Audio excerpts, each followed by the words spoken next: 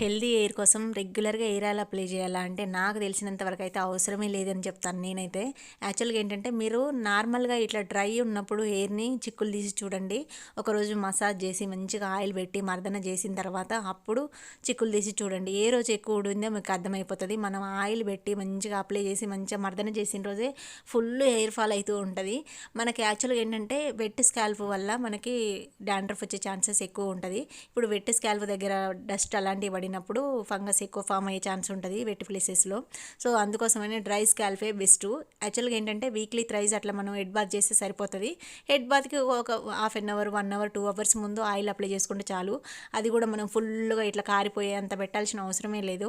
Dandruff ఉన్నప్పుడు అయితే అసలు ఇంకా మనం మాడకు పెట్టకూడదు ఆయిల్, జస్ట్ ఎయిర్ వరకు పెట్టుకుంటే చాలు ఎయిర్ సాఫ్ట్గా అవ్వడానికి.